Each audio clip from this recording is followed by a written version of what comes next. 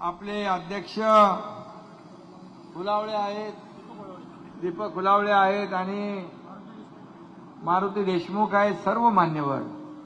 खरं म्हणजे आई एकविरेच्या दर्शनाला आम्ही अनेक वेळा आलो आणि खऱ्या अर्थाने आई एकविरा ही आदिशक्ती आहे, आदि भवानी आहे आणि माता पार्वती, यमाई, रेणुका यांचा अवतार म्हणून आपण एकविरा मातेची भक्तिभावाने पूजा करतो। कडेकपारीमध्ये वसलेली ही आई एकविरा आपल्या आगरी कोळी बांधवांची आहे ना रे बाबा,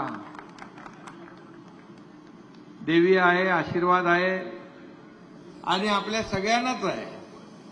खरं म्हणजे आगरी कोळी बांधव राज्यभरातून इथे येतात आणि नवस करतात, नवस फेडतात आणि आता काय जातीपातीचं काय राहिलं नाही, सगळे समाजाचे लोक आई एकविरेचे भक्त झालेले आहेत।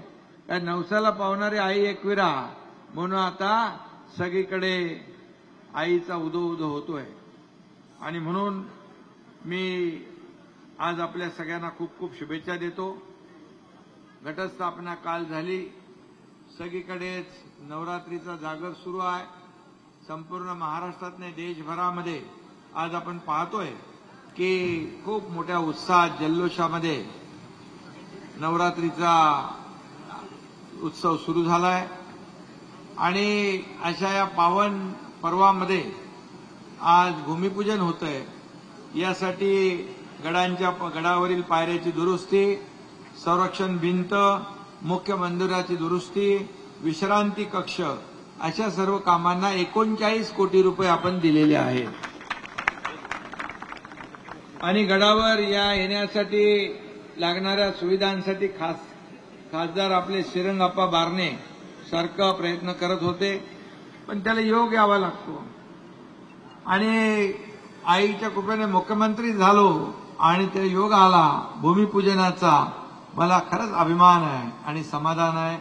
खरं म्हणजे आईची सेवा करण्याची संधी मला मिळते आहे आणि मी एवढंच सांगतो, नगारखाना असेल, स्तंभ असेल, समाधीच्या जीर्णोद्धारासाठी मंदिर परिसरातील जी काही कामं असतील, रांग मंडप असेल, ही सगळी जी कामं आहेत, तुम्हाला 39 कोटी जर पुरले नाही तर जेवढे पैसे लागतील ते सर्व पैसे या ठिकाणी दिले जातील।